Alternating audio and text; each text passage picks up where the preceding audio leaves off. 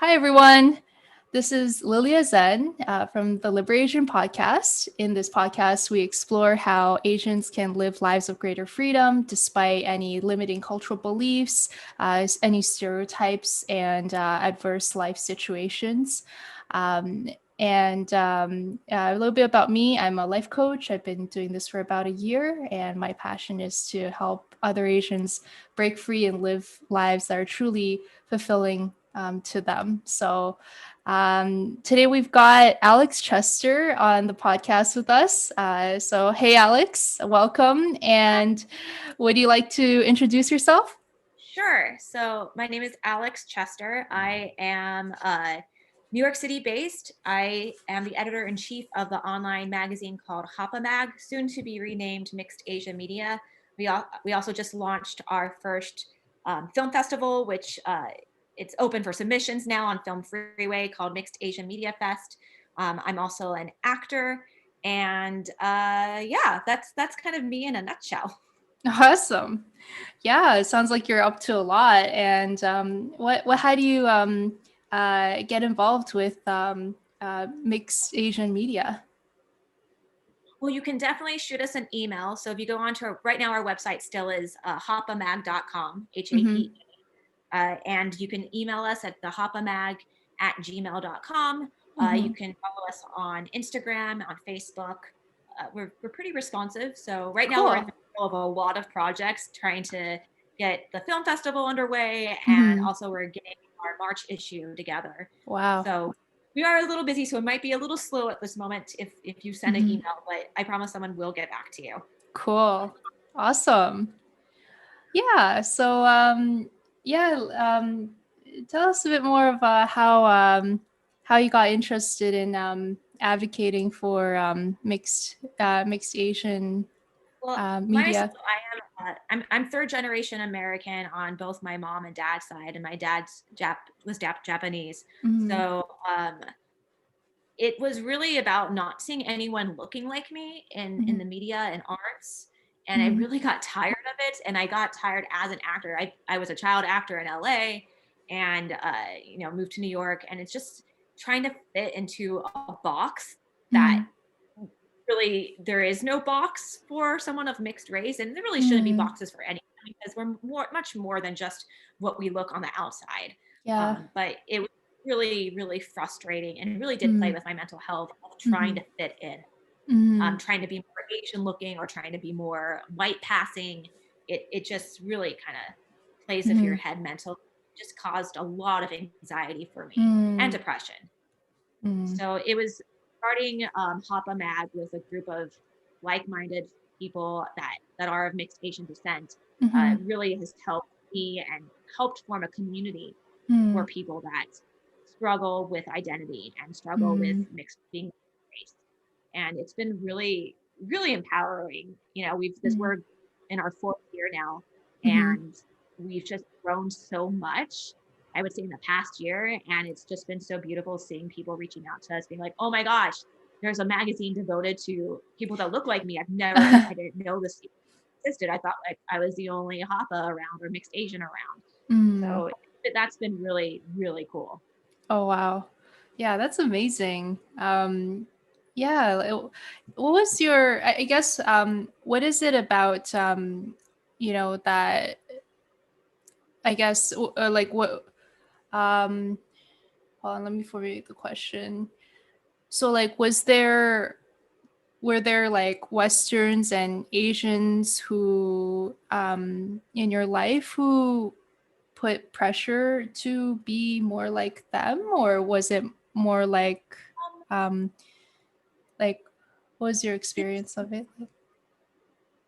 For me, I was not raised by my dad's side of the family, my Japanese side, so Mm-hmm. I didn't have much of a Asian influence growing up, and I always identified as a Jewish woman because that's my mom's side. Oh, So it I was see. very, yeah. So for me, especially since my dad, it's almost been a year since my dad died. I've been Mm-hmm. really trying to find how to kind of hold on to my Asianness, if that Uh-huh. makes sense, and Mm-hmm. connection, especially since my dad's side of the family, they were interned, and my Mm-hmm. grandfather fought in the the 442 in the Mm-hmm. 442 regiment during the World War II. So like they definitely lost a lot of what it means to be, I think, Japanese. They definitely assimilated, but that was because it was frowned upon to speak Mm-hmm. Japanese, frowned upon to express your culture. Mm-hmm. In some places, I know it was Mm. illegal to Oh, even okay. congregate as Mm-hmm. Japanese Americans. So for me, it's just kind of exploring, what does it mean to be Japanese American, especially being third generation Mm-hmm. Japanese American. Mm-hmm. There is a huge disconnect for me from my Japanese roots, especially since like everyone, Mm-hmm. I think I have some family in Japan, but like Mm-hmm. we're so like generationally disconnected. Like I couldn't Mm. go to Japan and like look them up and be like, hey, I'm your long lost, whatever. This is Mm. the whole family, the Japanese side came over to the States. Oh, I Um, see. so like I would say the pressure maybe from my Japanese side, especially for my dad when he was alive, was um meeting his expectations, because he would always talk about when I would see him, how his best friends' kids, how successful they are. Look, they're going to be a doctor, they're going to be Mm-hmm. a lawyer, I'm Mm-hmm. an actor. So there is definitely that. But Mm. meanwhile, my mom's a lawyer, Mm-hmm. and she really encouraged me to pursue the arts, and Mm. I felt a lot of encouragement on from that side. I think Okay. in many ways, because my grandmother is on my mom's side, very successful musician, Mm. and my mom used to be a dancer before, you Wow. know, succumbing to the Jewish pressure of having like a good career. Because I think Jewish culture and Asian culture is very similar on that. Uh-huh. You got to be a good doctor. You have to have a doctor in the family, or a lawyer. And for both Asian culture and Jewish And culture. Jewish, yes. But luckily for my mom's side of the family, I didn't have that pressure. But I definitely Mm. did think I never really lived up to my dad's expectations. Uh, yeah. Hope that I answers th- your question. yeah, It's it kind does. of It okay. does. Yeah. Yeah. Well, I think a lot of us can relate to similar feelings being raised by Asian parents and Totally. those high standards as well. Uh, but also, yeah, like I can, at the other level, I can relate to your story on is uh, feeling out of place in both worlds. So it's like amongst my American peers or Canadian peers, Western peers, there were these self-assured, confident people who would pursue the careers they want to, and then in the Asian world, especially people in my parents' generation, there's like this huge generational gap and different values. And it was like, all that really matters about me is my social status and, the money I make, the degrees or accolades I have, so on and so forth. So I'm like, yeah, I don't know. And it's like constant competition, the sense of competition. Yeah. Where I have to hide parts, like large parts of my real self from them. So, yeah, was that? Did you experience similar feelings when it comes to being of two different heritages? Mostly from the entertainment industry, Oh, I okay. felt that pressure. Mm-hmm. Not so much from my family, like Okay. eh, just because, not so much from my mom's side. Like I said, I was raised by my mom's side of the family, Mm-hmm. so not so much like that, and because I didn't really like, my grandfather doesn't know what poke is, like, when he was Okay. alive. So like their disconnect from Japanese culture, especially Mm-hmm. because of the internment, is very vast. So there Mm-hmm. wasn't that. I Mm-hmm. also I felt a lot of times with my dad that Mm-hmm. he had this, especially he had this pressure to fit in and to be all American Mm-hmm. and to be successful. Um, Mm-hmm. especially as the male first, the male born son of a Japanese family, right? Mm-hmm. So there was that pressure. But for Mm-hmm. myself, really, it was more from the entertainment industry, constantly Mm-hmm. telling me that I'm not enough of one heritage Mm-hmm. or the other to Oh, wow. represent, and Mm. how and why, and God forbid at the time, when I was a kid, there was never an interracial family. Mm-hmm. So it was always the pressure of, well, you have to look more Asian if you want to fit into this Oh. family situation on a TV show, or we're going to Uh-huh. have to look more white presenting. Oh. So that was Interesting. definitely more different in the entertainment industry, and Mm-hmm. still it's very prominent today. It's a Mm-hmm. lot better. Like it is a lot better now. But Mm-hmm. I would say like 10 years ago, you would never have seen like a mixed Asian family on TV, but now you do. Mm. Oh, that's really cool. Yeah. Yeah. So I would Yeah. say that was pressure. Like I had pressure from my agents as a kid, like you need to dye your hair black because your, hair has a reddish hue and is a little too white looking, and you're not going to be a white person because there's something different about you. So we have Mm-hmm. to, make you look more Asian. Mm-hmm. And then, then it would be like, well, you don't fit this family, so we can't hire you, even though we really like you, but Darn. 2 Asian parents don't fit you. So Hmm. yeah. So yeah, there was Yeah. a lot of Okay. pressure that of trying to fit the box. Hmm. Well, And then also like okay. because you are an other, you are either, I would always get sent out for the Asian characters. Mm-hmm. There was always that racism of, well, can you do it with an Asian accent, the lines? And it's kind of, Mm-hmm. and it was like, well, now I have the no, and like I can speak up and say, what are you talking about? What is an Asian accent? But at the Mm-hmm. time, as you, especially as a kid, you're like, well, of course, but that's still racist. There's multiple languages in the Asian like diaspora. I mean, like you can't just speak Asian accent. What the hell does that mean? There's Japanese, there's Korean, you know what I mean? So forth and so on. But Uh-huh. that's something also we face up against a lot. Was like, we'll just do an Asian accent. Mm-hmm. Yeah. Hmm. Yeah, like I'm trying to imagine why they did that. Like, was it to appeal to like, you know, broader demographics, or was it that it's easier to work with, stereotypical characters, or Because that's what was available at the time, was okay. stereotypical characters. And Okay. because all the shows back Mm-hmm. at the time, like, 10 years ago, 10 plus years was being produced were by white people, Mm-hmm. this is what they perceive Asian Americans to be, Mm. or what they think Asians are. Um, Mm-hmm. so it was either, you were the prostitute, fresh off the boat prostitute, Mm-hmm. or, the edgy Asian sidekick best friend, who happens to know karate because she's Asian, Uh-huh. stuff like that. But it was very, very stereotypes, and Mm. the media and the entertainment industry definitely played into it. Mm-hmm. So I think that and if it's being produced by white people, and we don't have stories being produced by fellow Asians, then that's what Mm-hmm. you're going to see, is this misrepresentation of what it means to be Asian. Yeah. Yeah, and yeah, I recently heard a friend say once again that was it like the whole stereotype of, let's say, an Asian man, like the emasculated Asian man, came from like it wasn't even true at all. Like the just like it's I think it was because like white people were jealous of like the strong uh railroad workers in Oh my um gosh, yeah, so and then that the Chinese immigrants was so strong, and the Japanese, we had the samurai. Like yeah.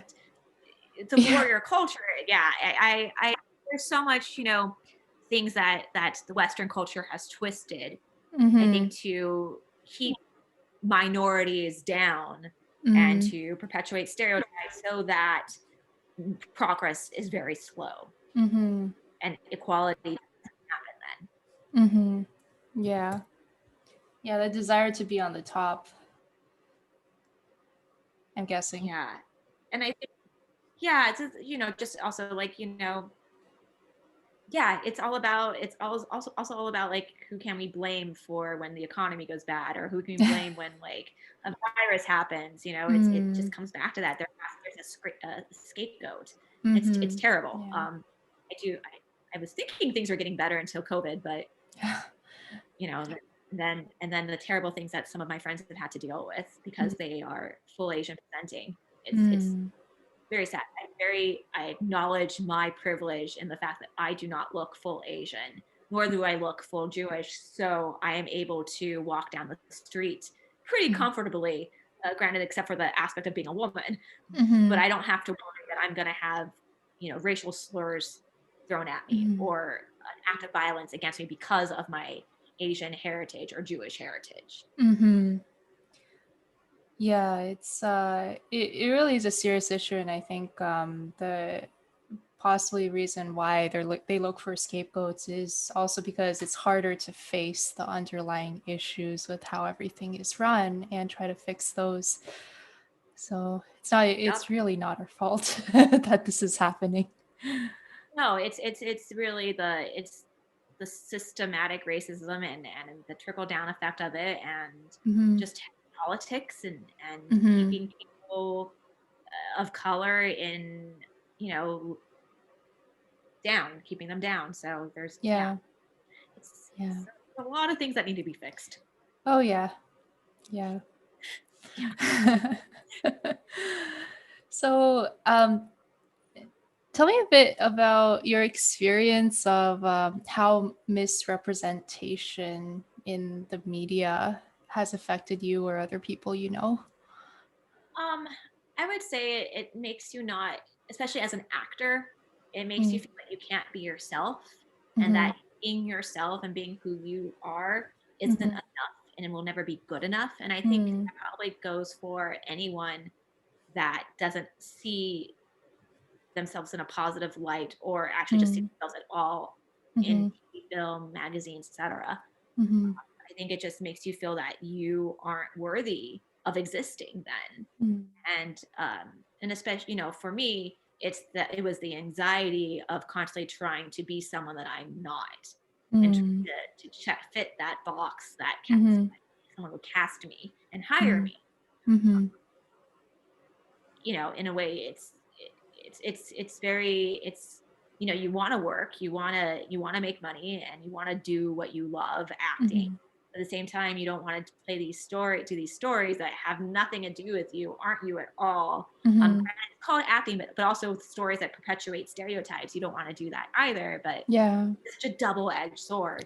But they're getting better. Things are getting better, but I think things have gone better in the past. I'd say 5 years have really changed, and now we're finally having more Asian representation in media, and that's been a huge difference, I think. But it's a slow process, but I think it causes a lot of anxiety and causes people to feel unworthy and not seen and not heard.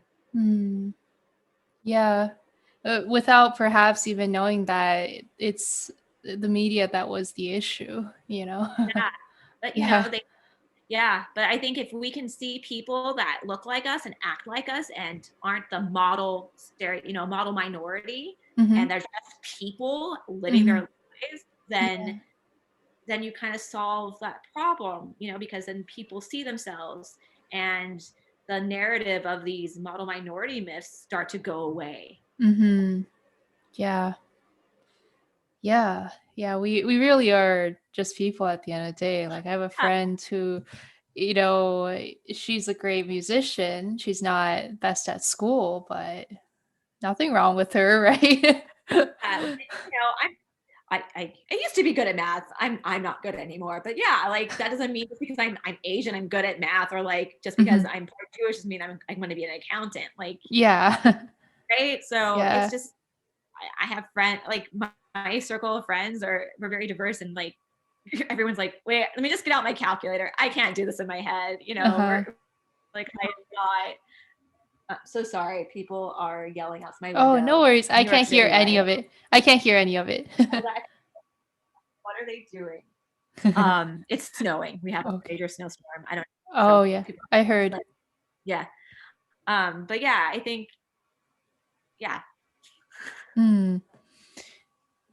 Yeah. And I'm also curious to hear like where you're at right now when it comes to integrating these different sides of yourself, the Jewish side, the Asian side, and any other aspects to you, and Well, I think what? the first thing was I stopped trying to fit in, and I stopped trying to be like the perfect, Asian actor or Asian, Mm, that box of what casting likes. mm-hmm. So I dyed my hair purple. Yeah. um, I was like, F this. I mean, I've had multiple shades of color. This is just, but I've been purple for like the past 4 years now. And I've like done platinum and I've done silver Ooh. in between. But like finally just being like, you know what? I've always wanted purple hair. I'm going to do that. Has actually Yeah. really helped me kind of embrace me and Mm-hmm. my, quirkiness. Um, Mm. my group of friends, the magazine I help run has also really helped. Just being able to talk to other like-minded and people with experiences similar to me has really helped me own myself personally, and also taking control of my own mental health has also Mm-hmm. helped as well. Mm-hmm.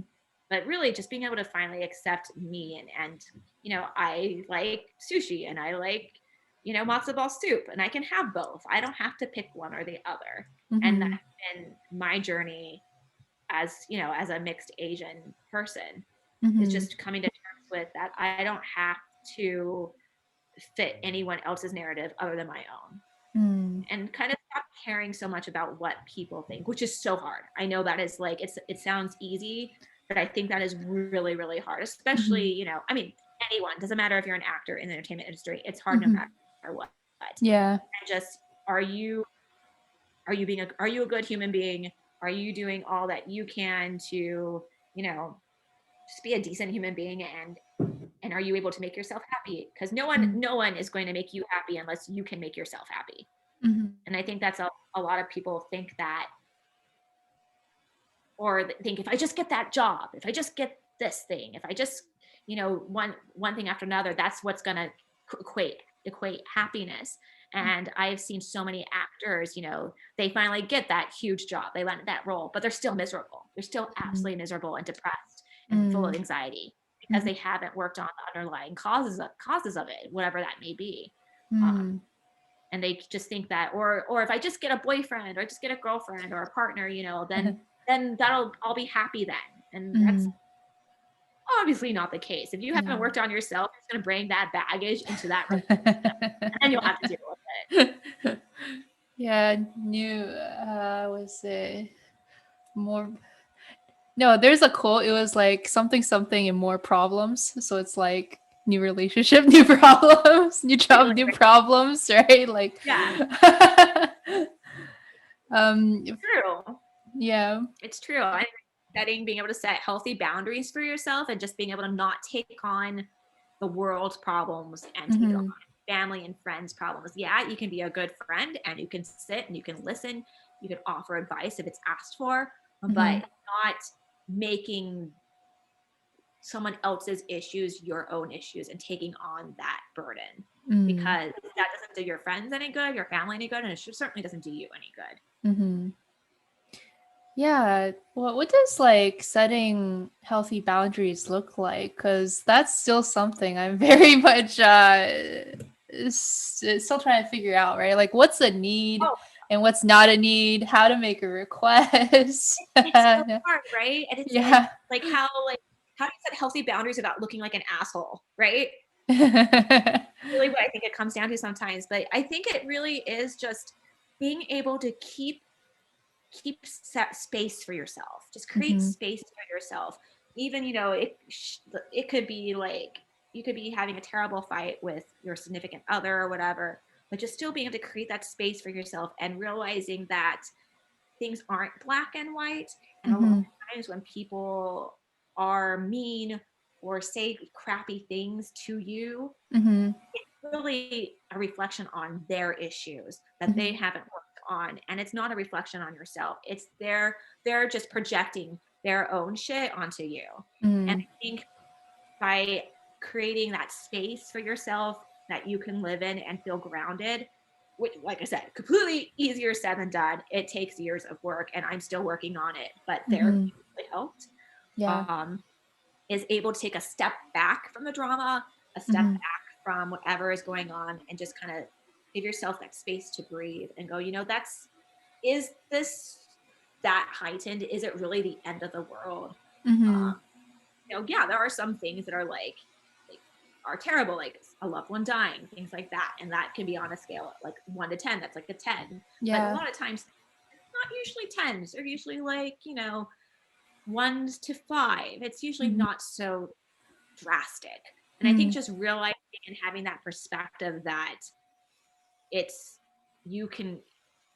okay to breathe. Things aren't black and white, and that a lot of times the stuff that's being thrown at you is really not a reflection of you at all. It's the other person who's working through their own shit and going through their own thing, and just doesn't have the tools or the language to express it in a productive manner.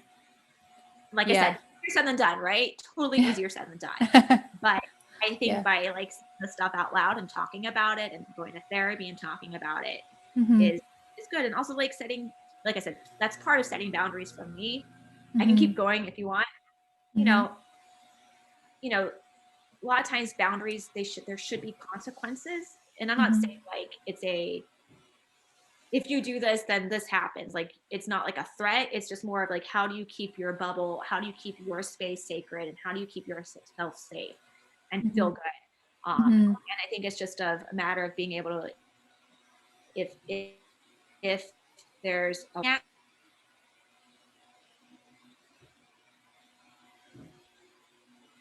you can say no. They're Americans, and as women, we are programmed to be yesers and fixers. Yeah. Right? Like, it's our job to fix it or say yes. But we don't have to. You can say no. You can say no to a friend who, wants to go. If you're tired and you don't want to go out and see your friend, obviously right now it's kind of hard because COVID. You can say no. That's okay. And hopefully your friend will understand that you're tired. It's okay to say no to things. It's okay to say no to small things and big things. Right. Yeah. Like I had a recent experience, like a relationship / friendship experience where I realized I could have just said no to the whole friendship way earlier, and that would have too.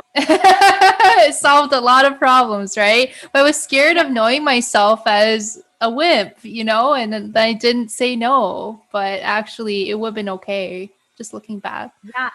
And I think saying no to toxic friendships is really empowering. It's hard because you see that other person that's in pain or, has these tendencies to that they have this neediness, they need something from you, and it's really just to patch up whatever is they're dealing with. But you say no to that, and it's hard. And I'm learning, like, I definitely have went through a friendship this last year, and it was, is this a healthy friendship? Is it serving me? Is it serving this other person? Is it just causing me a lot of anxiety and stress? And I realized it was causing me a lot of anxiety and stress, and it was really toxic. And I decided, and it was just a decision just to be like, I don't think I can do this anymore. You shouldn't your heart shouldn't start racing when you get a text message from your friend of like, oh my God, what did I do now? Right? Like, that's not normal. That's not a healthy friendship. But so I think that's also setting healthy boundaries, is being like, and that's okay. You don't have to be friends with everyone, and not everyone has to be friends with you. It's picking and choosing people. It's just about picking and choosing. It's hard though, right? It's hard.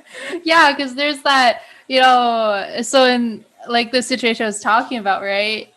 Like, that person wasn't necessarily toxic. They may have done some things that weren't quite right, but it just brought out the most toxic version of me that I have ever seen, right? And I'm like, holy smokes, and part of me was like, oh, shouldn't I face my fears and like, do inner work and fix this? But it's just like, time and time again, right? Like, the anger and the fear and the pain just kept coming back up and up. And I was like, I have to retreat for self-preservation. And doing that. Like, that's so hard. It's so Yeah. hard to do. Yeah. Um, I really think that like I said, as women, we're definitely, people pleasers and trying to fix things all the time. At least I am. And that's something Mm-hmm. I've had to really work on. Yeah. So good for you for recognizing all that. Mm-hmm. Yeah, learn the hard way. But That's really good that's learning. learn, right? Yeah. Yeah. I mean, it really is. And you can't do the learning for anyone else but yourself. Yeah, that's true. That's very true.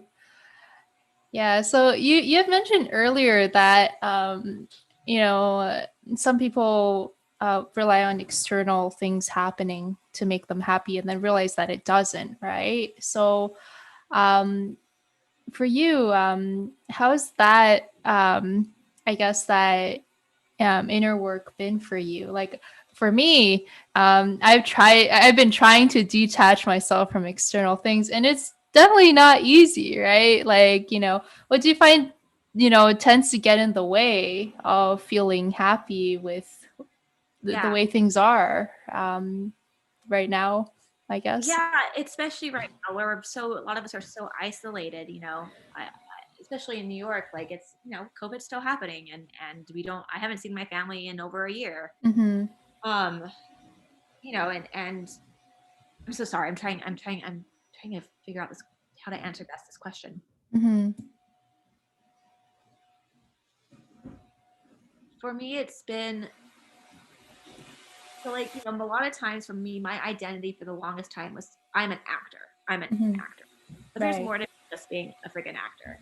And Mm-hmm. discovering that, especially during this time of COVID, I love to cook and I love to cook for my friends. And I love the magazine that I run and I love the projects and the people that I work with. Mm-hmm. So finding out different things that make up who I am as a person Mm-hmm. has really helped me figure out my identity as Alex, Mm-hmm. rather than just I am an actor. Mm-hmm. And I think, I'm obviously I can really only speak to my experience and to like the acting experience, but like I said, I think a lot of times, especially as actors, our identity hangs on the job. What job are you doing? What's the next job? Mm-hmm. That's our whole, like, Mm-hmm. really hobbies are very few and far between because who has time when you're running from one audition to the next, Mm-hmm. taking acting classes, working on side, stuff like that. So Mm-hmm. I think this time, I really try to take advantage of the fact that there are very few and far between jobs happening and auditions happening to really Mm-hmm. figure out who I am and what do I want in this life and what makes me happy. Mm. And food, for one thing, really makes me happy. So I'm actually going to go to cooking school. And, Mm. um, and that's something that I've always really enjoyed, but uh, I'm finally making that happen. Awesome. Did that answer your question? Oh yeah, you did. Yeah. And also just realizing that, everyone, what's a healthy habit versus. Oh, sorry. Oh, I There, think there my was a bit of signal's on a my there was a end. bit of a Hopefully it didn't lag. freeze. Yeah, there's a bit of a lag. Can you say the last thing again? Oh, okay. Okay. Zoom Mhm. recording. Yeah. Oh, I don't even remember what I said. I'm so sorry. Oh, okay. No, that's all. That's all right. Yeah, no, I'm. Yeah, I can relate on some levels to what you were saying. Like, to me, it's like this pressure to be constantly productive and productive or fitting into one certain kind of identity. But realizing that I'm much more than one role as well. Um, yeah, so I can relate to that. Yeah. That's a very good reminder. And going back to something you mentioned earlier, you said you wanted to explore your Asian ancestry or heritage more, and I was wondering what motivated you to do that. Um, Really my dad's death Mm-hmm. did. He died in March last year from cancer, but because of COVID, Mm-hmm. I was not able to get to him. No one Oh, was. I He was see. in the hospital. Mm-hmm. Yeah, we still haven't. We had a Zoom funeral like 8 months later, and we still haven't had a proper funeral because Oh, in I see. California, it, Mm-hmm. mortuaries are just overflowing. It's a disaster in California right now. Mm-hmm. Um, so because I feel like he really was my only connection to my Japanese side, like Mm-hmm. I I kind of want to explore that more. But I'm Mm-hmm. thinking I want to do that more along the lines of food because Mm-hmm. I love food, it's something that Mm-hmm. I can connect with easily. So Mm-hmm. that's in part. So that's something I want to be able to explore when I do go to culinary school Mm-hmm. is Japanese food and stuff like Oh, that. yeah. Oh, I love Japanese food. Yeah. Me too. So like I really like one of my friends yesterday came over. She's also mixed Asian. She's half Japanese as well Oh, and cool. Jewish. Uh-huh. Like, do you know how to cook Japanese food? I'm like, not really. Like, I can make like a Japanese pot, but as one of Mm. my friends from Japan said, he's like, you're putting in Korean-based things in this and not just Japanese. Like, this would never be in a Japanese hot pot. And I'm like, I don't know. I'm a terrible Japanese person. I don't know. I'm like, it tastes good. So I definitely Hey, that's what find I care about. how, Huh? yeah, right. Like I just need to refine my palate and like Okay. learn more about like these are, Japanese vegetables and this is like Chinese Mm. vegetables and Taiwanese vegetables, stuff like that. Mm-hmm. So I'm really hoping to explore more of Japanese cooking, which may not necessarily happen at culinary school because it is uh, French based, Mm-hmm. so that may not happen. But I know they do a semester Mm-hmm. that is they're like we have an Asian semester and you'll explore like Indian food and like northern Chinese cuisine and Japanese food. So I'm hoping then I can get a brief overview Oh, then nice. of Yeah. Japanese. Cool. Otherwise, I'm hoping to eventually get to Japan. I've never been, and I think Mm-hmm. that would be really cool. I was supposed to go last year, but Mm-hmm. COVID hit. Like I was actually supposed Yeah. to go with my mother-in-law and sister-in-law who Oh, are cool. we were supposed to go and have 3 weeks in Japan. Oh, I was so so sad. cool. I was so, Oh. yeah. I don't Oh, think it's gonna happen this year, but hopefully 2022. hopefully. Yeah. I think that would be part like being able to because I've been pretty fortunate. Like I was able to go to Paris with my mom and grandma and see where like my grandmother's mother was from and stuff Mm-hmm. like that. But I've never been able to do that on the Japanese Mm-hmm. side, and I would love to be able to like explore more of where Mm-hmm. my family is from on my dad's side. I see. Like, I guess as a means of, still feeling connected to your dad, or is there also like, that underlying Asian part of you who is looking Yeah, to be expressed? I just never really got to express it too much growing up just because it wasn't Oh. like I never, I was raised in a very white neighborhood. And Mm-hmm. so like I was the only mixed kid in school, let alone like I think I was like one of two Asian kids growing up. Mm. So like, I didn't really get to express any of that. Mm. Though I do kind of funny. My mom speaks more Japanese than my dad did, which is Mm-hmm. hilarious to me. Like my dad didn't speak English at all, but my mom knew some words because she Mm-hmm. like when she was in her 20s worked at a Japanese bank. Oh, So I see. that's kind of That's interesting. yeah. So, Kind of yeah. Oh, you said you were but third yeah, so I think generation, it's just right? Oh, sorry. yeah, I'm third generation, You're third both generation. sides of my family. Mm, I So see. like, there definitely would connect from my dad to his Japanese culture, though he did become more Japanese towards like last like 10 years. Like he got more into like Japanese cuisine, even though like his mom never cooked Japanese food at home growing Mm-hmm. up. Mm, So he got more into that. Um, yeah. But I think I would like to learn a little bit more about the culture and just, I don't know, I would just like to see Japan for myself and just, I think it would be really cool. mm. Yeah, yeah, I'm sure it would be. I'd like to go see Japan too. It's well, I grew up like Yeah. an anime fan, so anime and game fan. Yeah. So that's I know. Like I kind of want to go to Harajuku Street and just go shopping. yeah, go I'm to not gonna lie. cafes and buy all the cosplay or whatever is there. I like Yeah, want to do all of that stuff, but I also want to go like the temples and I want to see yeah. the nature and stuff like that as well. But Oh yeah. there is definitely like, I want to go to those, like all those little animal cafes Uh-huh. and drink my boba tea and have fun. Yeah. Yeah, that does sound like fun. And it sounds like that could be like another home for you, become a second home to you in a way.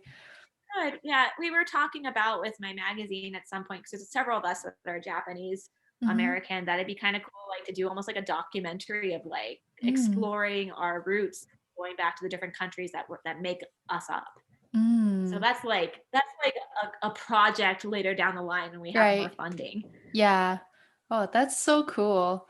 And I also think, by the way, that it's really cool that you have found a sense of connectedness with the mixed Asian community, because I imagine there is, massive diversity even amongst you guys, right? And how like no two Uh, people really are exactly the same. So kind of that, similarity, there's that similar, but there's also, like there could be large cultural differences too. And it's so cool to see you guys have, united and have that kind of understanding and dialogue. yeah, I think it's been really healing it for the community as a whole. I'm Mm. hoping to continue the work because I think that there is a lot of especially for people that don't grow up seeing anyone else that looks like them. Like I know there are a lot of like small towns, there's like one Asian family and that's it. So I like to think that Hmm. because we're online at least that we can reach everyone and so that people Yeah. can see that they're not alone. There's other people that have similar stories to them Yeah. and that they feel connected. Hmm. Yeah.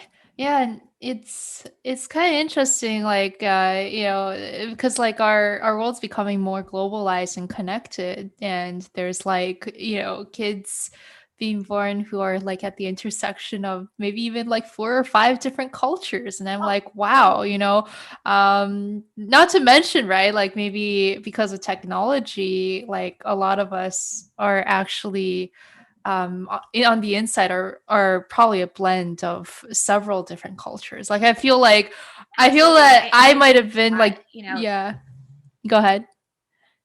um oh, go ahead. yeah, Go no, ahead. I feel that I might have been like, was it Indian or African American or Japanese in my past life or something. Like that's like three other cultures.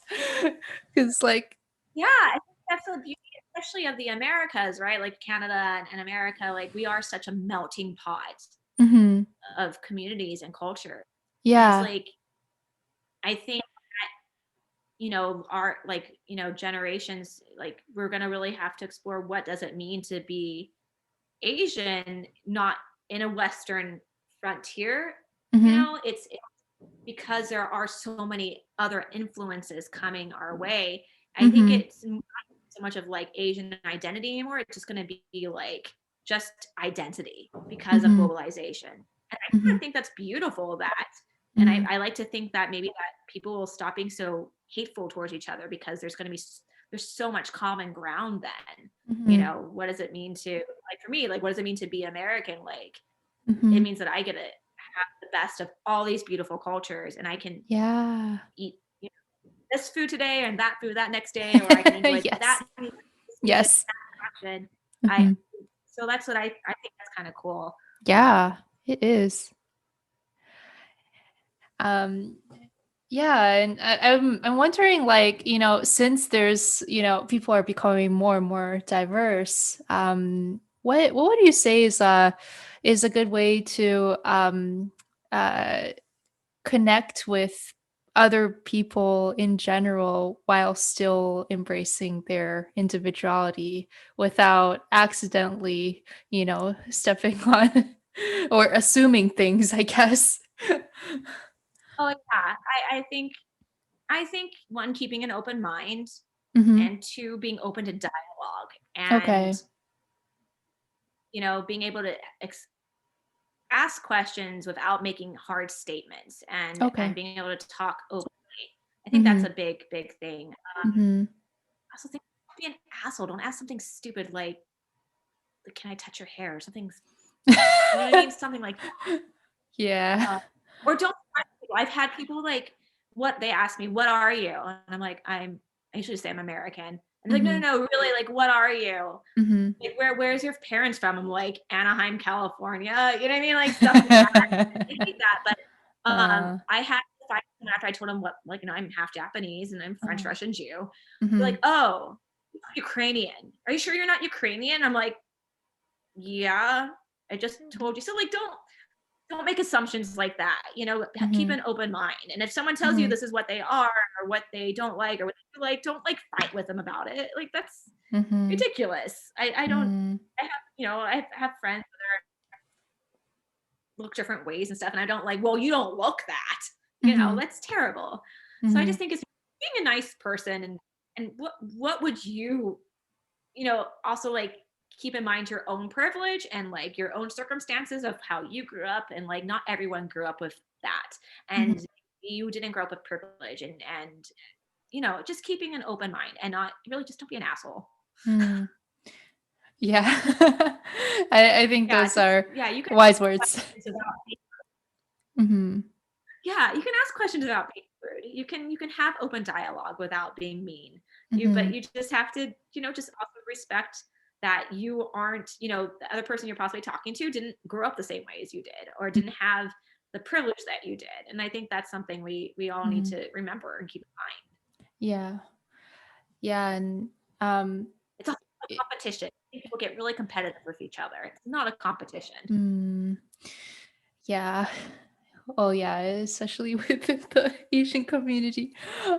Some people, not everybody. But yeah, I will say like some mistakes I've made in this arena in the past is, for instance, with cultures I'm very unfamiliar with, right? People from parts of the world that I just really don't know about.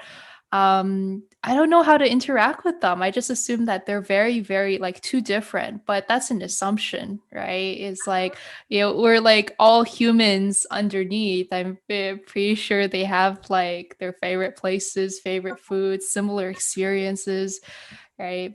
That's been one of the mistakes I've made. I think what it comes to keep in mind for everyone is like we, as human beings, we all crave, community, and we all crave to be seen and heard. And I think if we just keep those things in mind, it makes everything else so much simpler. It's not as complex as it sometimes it may seem. It really just comes down to like finding the common ground. And there's so much of that. You can just start with, everyone wants to be able to, it wants to be heard. Yeah.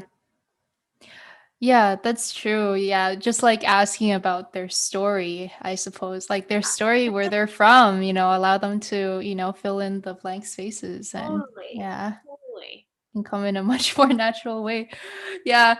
And the other thing, like my other major mistake or trip up is, when I have heard or experienced, negative behaviors from, certain racial groups, including Chinese, right? Like my parents are from China, including Chinese people. I'm on like protective defense mode, right? I start assuming, when I meet new people, like,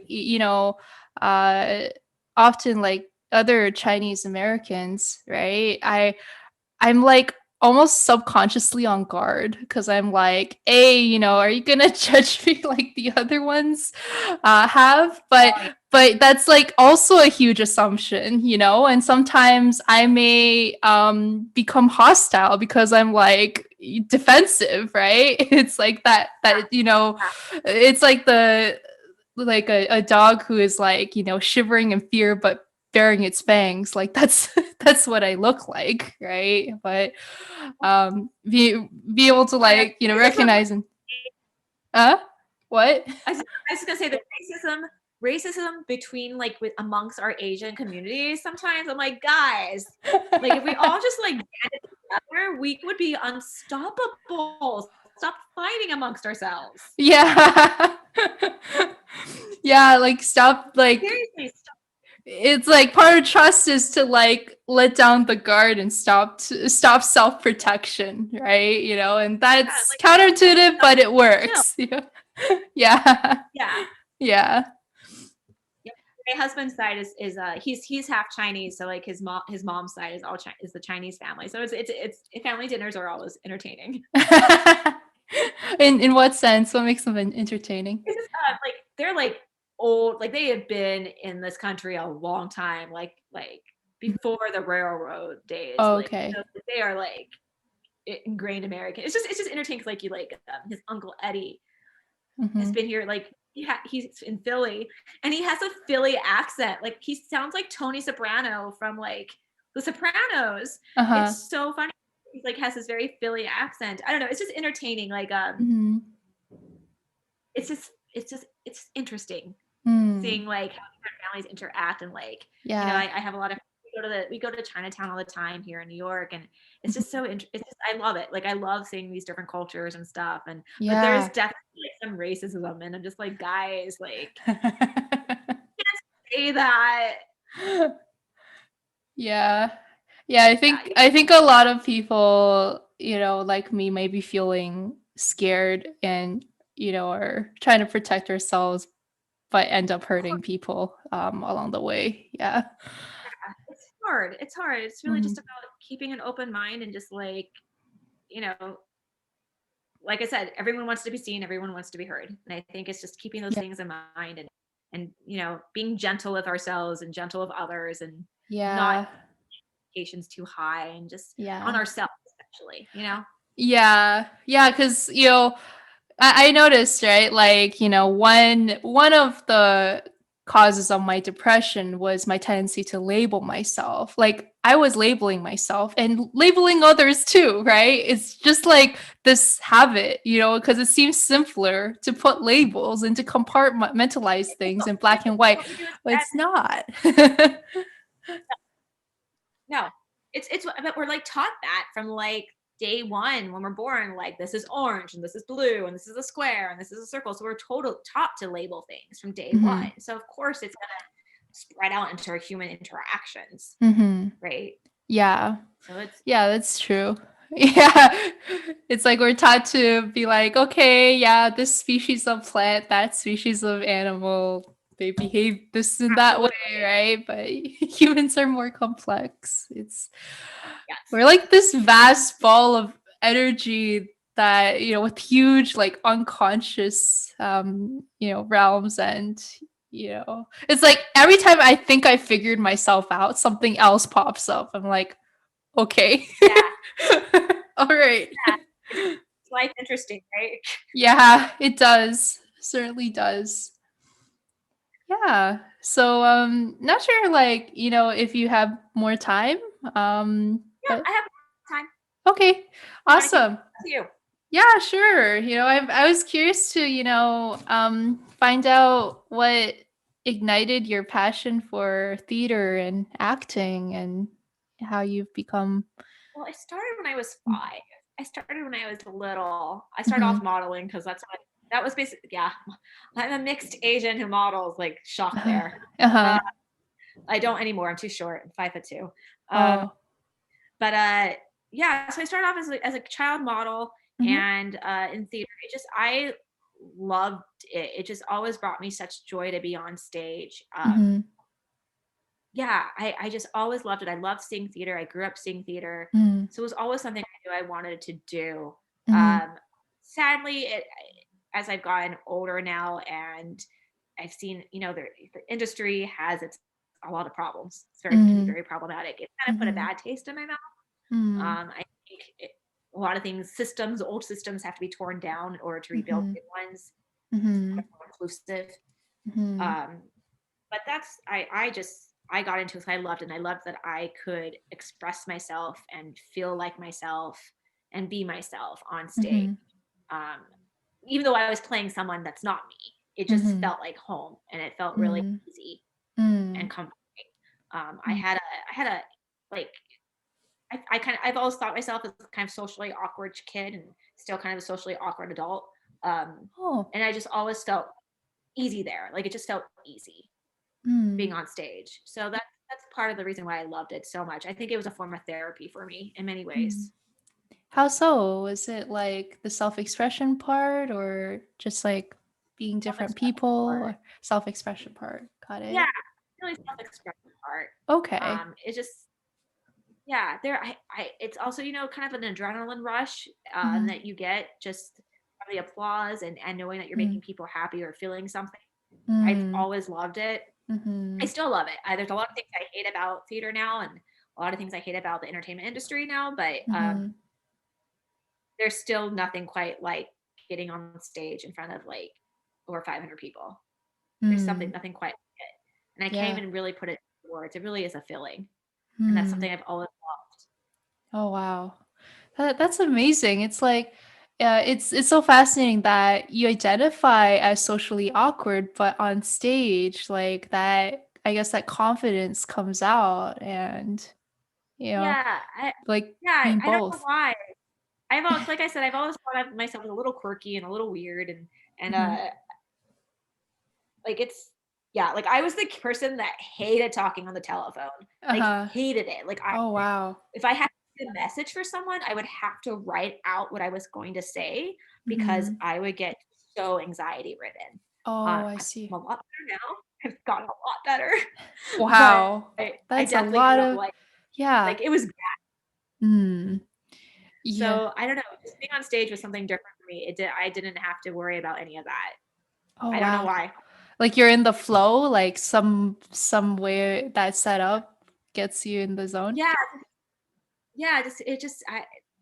There's something about like breaking out into song or a dance or just I don't know. There's something about it that's Hmm. that's that's almost soothing. I have no Hmm. idea how to explain it, and it's not the same thing for me as like karaoke. I personally hate karaoke. Hmm. I'm a bad Asian for saying that, but I will go to my friends' karaoke parties. But like me having to get up and sing in front of a small group of people isn't gonna happen. Oh. There has I hate that. I get anxiety from like small group things. But if it's like a large crowd, for some reason, that's fine. Weird, right? It's really weird. Well, I can relate to that though because I went through this phase and I still am going through it now where it's like it's easier to make a video and broadcast it to like 1,000 people than sometimes having one-on-one conversation with somebody because like it's a bit too close, too intimate, whatever it is, but it's also difference between me like going to a public speaking club, delivering a prepared speech, which I've rehearsed many times, versus going up to somebody and asking if we can be friends. Like that Oh, terrified the shit out of me. oh, absolutely. I totally agree with you on that. Oh God. Yeah. I remember when I was in Disney and I was just terrified of talking to people. So like I feel you. I feel you with Yeah. that. And I was also the kid who was very nervous about using the phone. Yeah. Thank God for text messages now. That's all I can say. Yeah, yeah. Text your what is it? Your repair person, whoever it is. Yeah. Call them over. Yeah. And what kinds of roles as an actress do you feel most comfortable in? I love comedy. Like I love Comedy. comedy. Mm-hmm. Oh Um, wow. so I definitely like the comedic roles. Uh, Uh-huh. or I like really dark stuff. So it's really kind of an extreme. I like either really funny or just really like dark, creepy things. Uh, Ooh. like a good example is who is it? Carol Churchill. Mhm. She's a great playwright. She writes Mhm. really dark characters, and I like her Mm. stuff. But I love, Mm. but like for me, like some of my favorite roles have been like Minnie Fay and Hello Dolly, which is a total musical comedy Uh-huh. and stuff like that. Like or like Logan Schwartzman Grubinier and Spelling Bee. Um, Oh. I just really love musical comedy and the comedy. It's just fun. So I think that's one of my favorite things to do. Mhm. I'm actually a Yeah, part of this all American sketch comedy group, and that's been a lot of fun that's for really me. cool. Yeah. All American Sketch Comedy Group. That's really interesting because First all Asian sketch comedy group in New York City. oh So it's cool. called Mama Majority. Mama Model majority. Model majority. Model majority. Yep. Oh, that's really cool because recently I opened a Facebook called Subtle Asian Comedy, and yeah, I co-opened it with a aspiring comedian. But hey, maybe Okay. I'm you sure guys they can join in probably on that. Yeah, I'll I bet Veronica Dang, she's the one who started it. I bet wonder if she knows about it. I'll make sure she Oh, does. it's very new. It's a very new group. Yeah. Great for them. Yeah, we're working on our Lunar New Year show, which I think Oh, will be on the cool. 20th. Oh, looking forward to it. Is it gonna be broadcast somewhere? I'd love to come see it. It'll be on, I believe it'll be Facebook Live and Oh, YouTube. Facebook Live and YouTube. Cool, cool. Oh, that's nice. Yeah. Yeah, no, that sounds like a lot of fun. You guys do like improv, or you guys do like triple threats? Mostly just or- sketch. It's mostly just sketch. Mhm. Sometimes we'll have like stand-up comedians come in or musicians come in as Ooh, well. okay. Usually Cool. it's sketch comedy. Sketch comedy. Like SNL. But for SNL. Asian. Okay. SNL. Okay, first time hearing of that. Yeah. Mhm. Cool. Yeah. I recently uh I did recently meet another what was it, actor and comedian in the Asian Creative Network. His name is Bobby Lee, and he had this martial arts film short that was so funny. It's just so funny. That's cool. Yeah, yeah. But yeah, no, you guys are doing some really cool work. Not bad considering we're all like quarantined. So Yeah, we're able to yeah. do a lot. Oh yeah. Yeah, people are getting pretty creative, like collaborating on stuff during quarantine, like with, like bands, musicians, keeping the score together. Um, but yeah. How, I guess, over the years, how did you find ways to cope with the anxiety or manage it and break through, still doing what you want to do? I poorly up until I would say 5 years ago, 4 or 5 years ago, not Okay. 4 years ago, say Mm-hmm. poorly. Mm-hmm. Because I wasn't in therapy then, Mm-hmm. and I had started to go. I was on Lexapro, Mm-hmm. which is a anti-anxiety med, Oh, and okay. that sort of helped. Mm-hmm. But if you're not fixing the underlying problems, it's just kind of a band-aid, Uh-huh. right? We're just slapping you with a band-aid to kind of like it. Lexapro for me was more of like kind of numbing, like it's kind of Mm-hmm. like dull everything down, like Oh, you just okay. couldn't like you would feel things, but they Mm-hmm. were just kind of, it was kind of like in a bubble, like you were like in this Oh, like okay. Mm. so it just kind of, it wasn't necessarily a fixer. Mm. um since having been in therapy these past few years Mm-hmm. and talk therapy and Mm-hmm. discuss, which I know is like a major problem, I think, for Asian American, especially for the Asian communities, is therapy is kind of non-existent, right? Like it's kind of frowned upon to go to Mm-hmm. therapy. Yeah. So I'm trying to be very open and talking to people about you Mm-hmm. should go to therapy. Mm-hmm. It's the best ever. Mm. Um, that has really helped me recognize some like bad patterns that I do, or Mm-hmm. why is this such a, why am I getting so anxious for this reason, like going to an audition, why am I getting so anxious, what happens if I don't do a good job, what really would happen? And it's really put things into perspective that like the world won't end, Mm-hmm. life will continue. What happens if this person doesn't like you? Mm-hmm. Once again, the world's not going to end. Mm-hmm. Your life will continue. So it's really Mm-hmm. helped put things into perspective. And because of that, I've been able to cut back on my Lexapro. And now I'm only on like a dose, 5 milligrams every other day.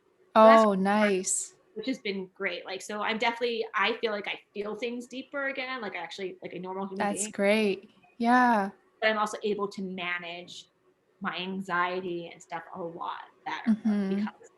because of the talk therapy. Mm-hmm. And that's, that took me a little bit to find the therapist I like, because the Mm-hmm. first therapist I had, I felt like the entire time I was giving her like 101 acting lesson and what it means to be an actor and the things we go through and just going over different terminology and all that stuff. So I wasn't getting anything out of this therapy session. Oh, And wow. at one point, she asked me if I wanted to like role play about a problem I was having. And I was like, no, I do this for a living. I don't want to do this in my therapy session. You know?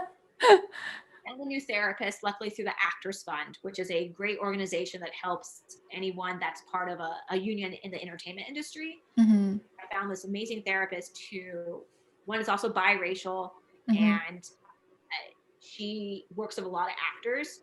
So she's able to, I didn't have to give her like a lesson in what it means to be an actor. Like she already, and that was a big help. So then we would just be able to talk about things, and that's been very helpful. It's been really helpful. Like I still get really nervous if I have an audition, and God only knows it's been over a year since I've had to audition in person for anything. But it's being able to realize that it's not the end of the world and that I am more than just my headshot.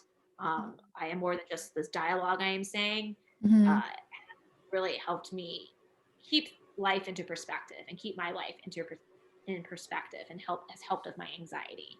And also like learning to say no to things. You don't have to say yes to every single project that comes your way, especially most of them are not paying.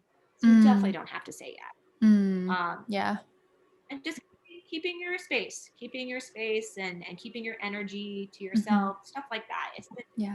I have to say, talk therapy really is the best. I highly recommend it for anyone. It's really just like talking to a best friend about whatever comes to your mind with zero judgment made, or at least your therapist cannot express any judgment. You know what I mean? They're not allowed to. She may judge me, but can't tell me she's judging me.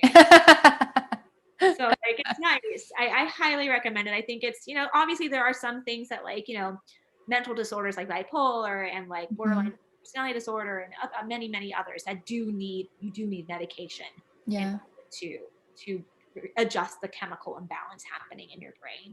But I still think that talk therapy will help with a lot of underlying other things. Yeah. And like, my experience is that like I can, a lot of the things you mentioned, right? Like, worst case,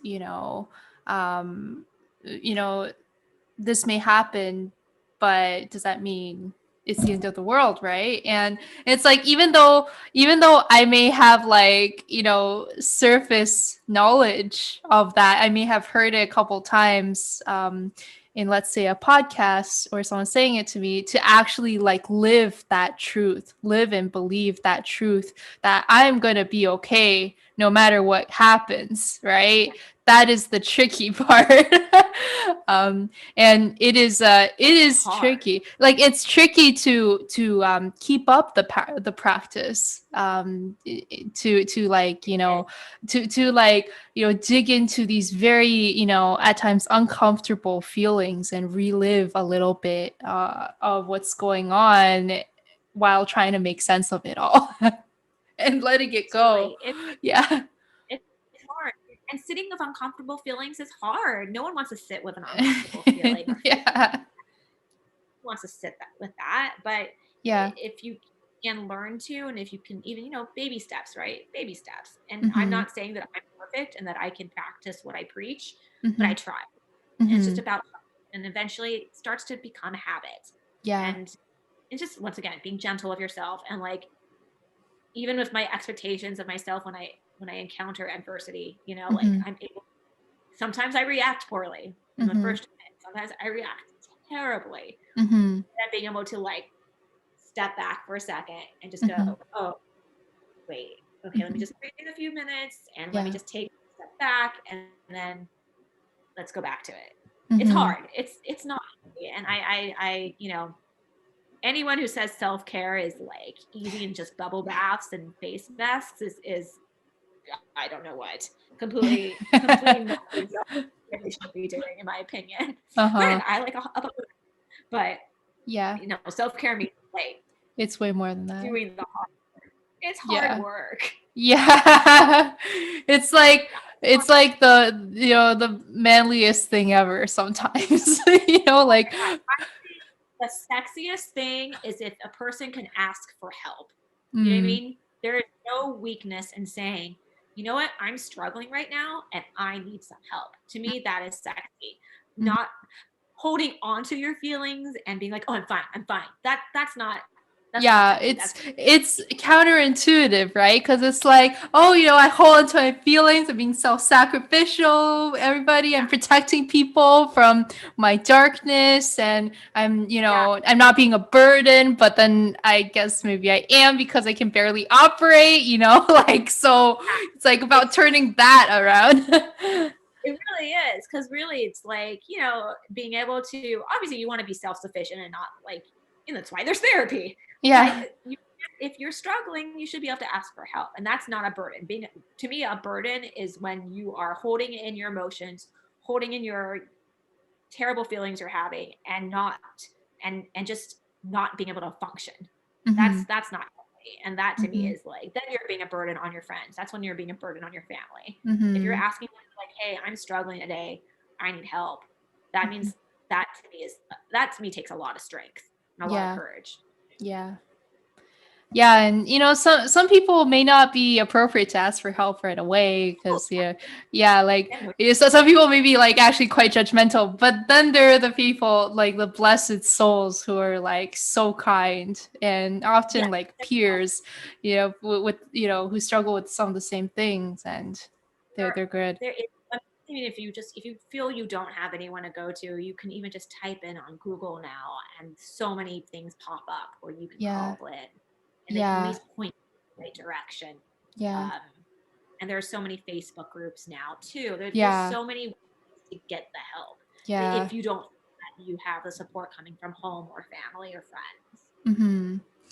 So there really Yeah, is. I know I'm very fortunate that I have a very supportive family, but that's I know great. people don't have that. So Mm-hmm. I always say there's no shame in going online and like trying to find a group to talk to Yeah. and get help that way. Yeah, it's funny, but I learned recently that actually asking for help, especially from a community, it often helps someone else take their mind off of their struggles.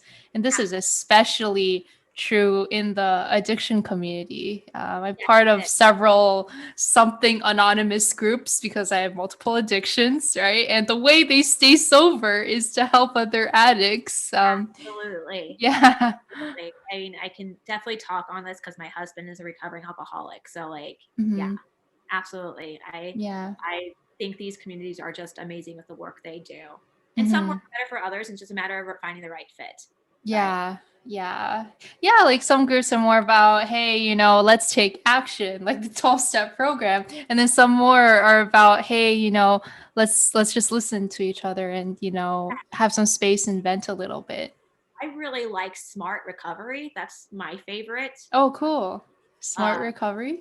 smart recovery. I think it's very tangible. It's very hands-on for yourself as an individual. Mm-hmm. And there's like a 24-hour chat program. There's message boards, Ooh. and there's meetings every single day throughout the Mm-hmm. day by Oh, Zoom. awesome. We're obviously right now, Oh, but I think cool. that it's a great alternative to AA. Mm. Honestly, I think it's better than AA, but that's just me. Really? AA does Okay. work for some people, but Mm-hmm. for like I would go to Al-Anon, which is the one for friends and family, and it made me come out feeling hopeless, just absolutely Oh. hopeless. Oh, And wow. Hmm. as for my husband, when he was doing AA, it made him feel just powerless and not in control of his Hmm. addiction. I get what you mean because it's like a lot of emphasis on the spiritual side, Yeah, right? And it's like, oh, I don't think they mean to say willpower is never gonna work, but I like sometimes I have that impression. Um, I did too. That's kind of how I felt. I was like, mhm. how about like giving people tools that they can use, like different things that they can integrate into their daily lives, mantras, whatever. Like Yeah, that yeah, feel I know what you empowered, and mean. that they can't control it. Yeah. They're just being like, well, oh well. Yeah. Well, That's definitely a program I'm gonna check out because Check it I'm out. interested to Yeah, hear let me more. know if you can't find the information. I'll send you the link. It's the website's a little funky. It's kind of clunky. Like um it's not, I don't find it easy to use. It's not user friendly, but Mm-hmm. everything's on there, and I've really appreciated what they do. The Mm-hmm. work. Okay. Yeah, I'll take a look at it. And I think also, like, given, your mental health condition and your partner's mental health condition, That's it's quite now amazing both of you have come this far, however long you've all been together. me too. Too. Last year, because it was last year was really rough for us, very Mm-hmm. very rough. Mm. Um, he ended up having a very bad relapse and ended Oh. up in the hospital. Oh, wow. I actually thought he was gonna die. Like I was like, Oh. "You're gonna die," but Yeah. he didn't. But he ended up he went into an inpatient program, Mm-hmm. and that has been very very very helpful. I really Mm-hmm. like this program, but it's also based on the SMART recovery process Mm-hmm. versus A. Mm. Um, so he's currently there now, and I haven't seen him at this grounded, Mm-hmm. comfortable in a long time. I just, Wow. I hope that he's able to take what he's learned and use it in the real world. That's Mm-hmm. really what it comes down to. But he was able to finally ask for help, and that took a Mm-hmm. lot of strength on his part. Mm-hmm. But and Yeah. that was so it was a rough last year, but Mm-hmm. I'm really proud Wow. of him that he's been able to ask for help. Yeah, that's a lot of growth, and especially for wait, do you say he has a Chinese background or? Yeah, so his Yeah, okay. mom's Chinese and his dad's Russian Jew, and his Okay. dad's side of the family Mm-hmm. suicide runs on the male line. Like his dad killed himself, I think his like uncle or grandfather killed himself, a cousin killed himself, Oh, all on the wow.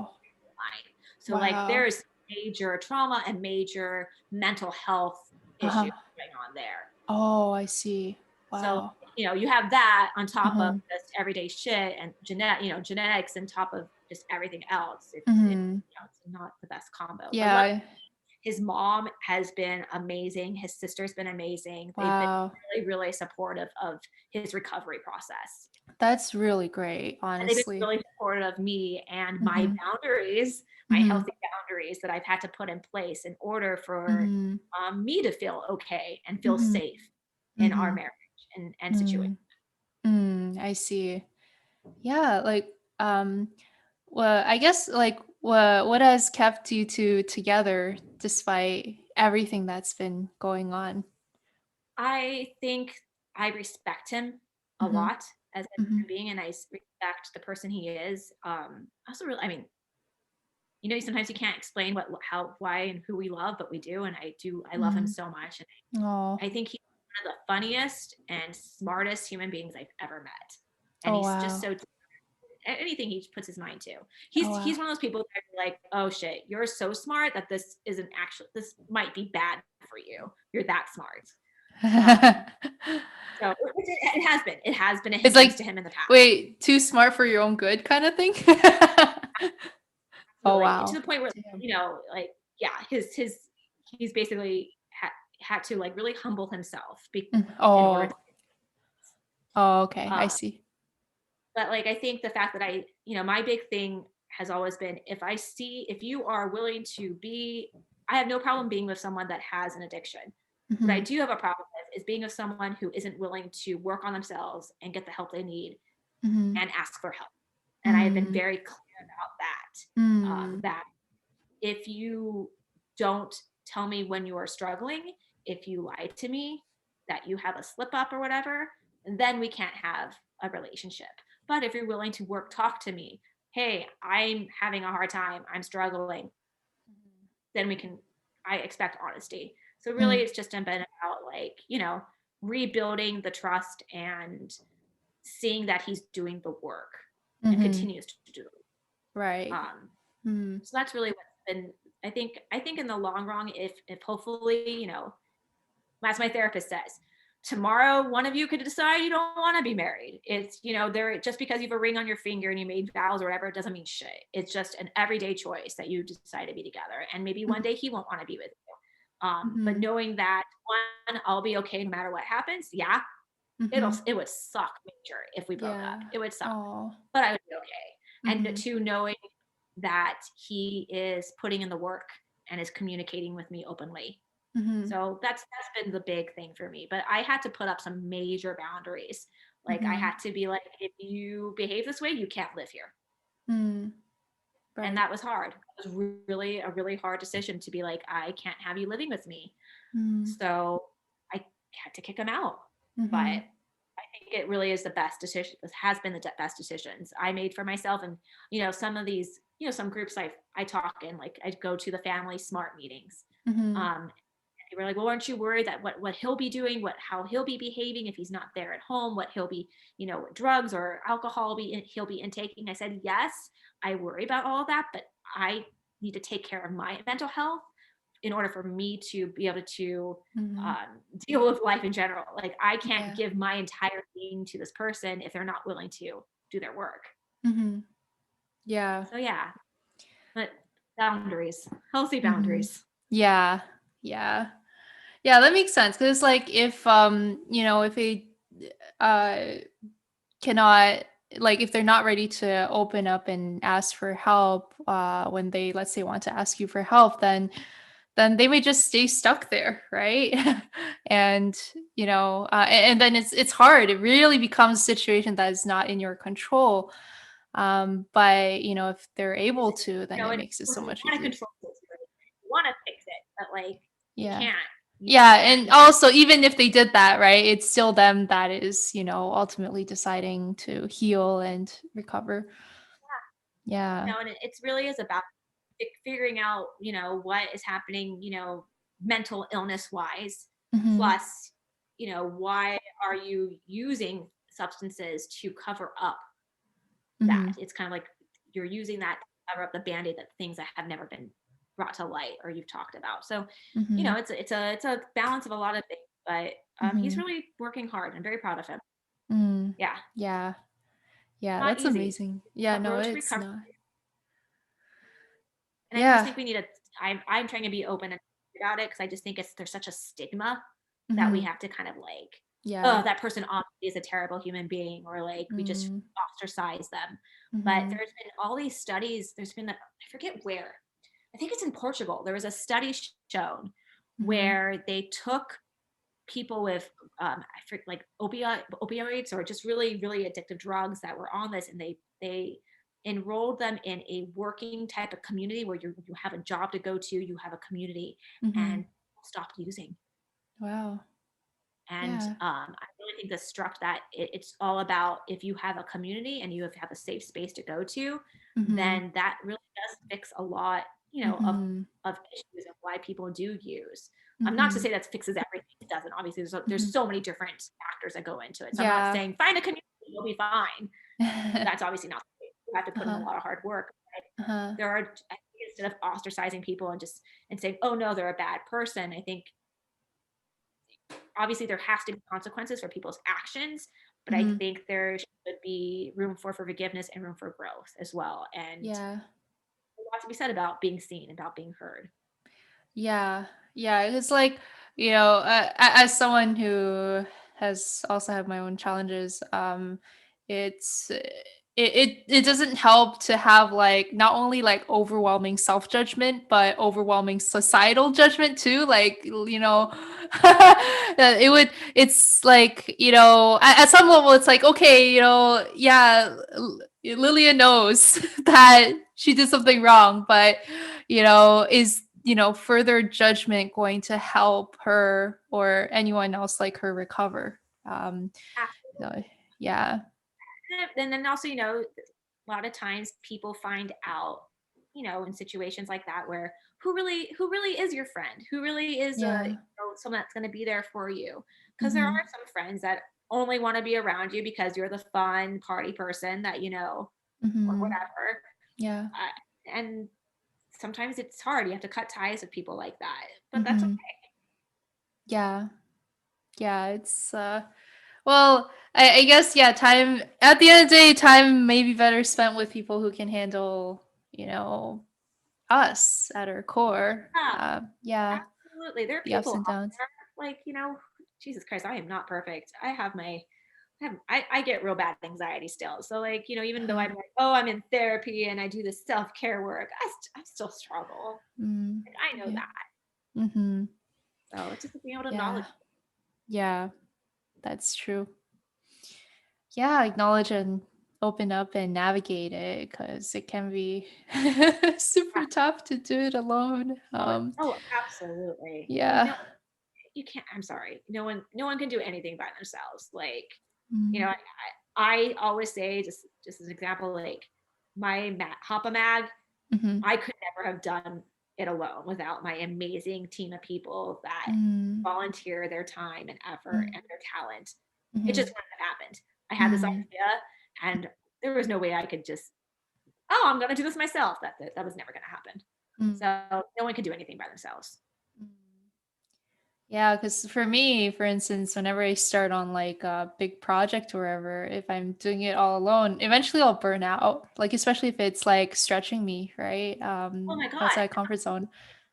Yeah, Absolutely. Yeah. yeah, You have to, your bandwidth is sacred and you have to maintain your bandwidth, right? yeah. Exactly. Yeah, so anything else you'd like to share or No, I think we really covered a lot. we did. Lots of important things we talked about today. This is really lovely. I'm so glad you started this. Yeah, no, thanks for being a part of this. Oh, And, yeah, I appreciate your insights on, like being your whole self on, being a mixed Asian and getting help with mental health and also, your passion as a creative and an actor and for magazine too. So it's really inspiring to see you've come a very long way, and I can only imagine like how much farther you'll go. You know, thank you. As the Jews say, from your mouth to God's ears. So thank yes. you. God has seen and heard, and His will shall be done.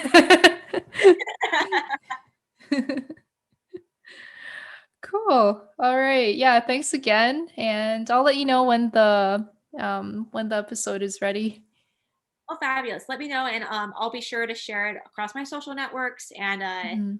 yeah, and let Awesome. me know if you run out of people. Let me know because I have a ton of people that would love to be on your podcast. So Oh, woohoo. Okay. Yeah. yeah, Yeah. Feel so free just to let me refer people to me at any time. know. Okay, cool. Very cool. Okay. Awesome. Thanks so Lovely much. meeting Yeah. Lovely you. meeting you too. Enjoy the rest of your week. Thank you. You as well. Okay, Take bye. care. Bye.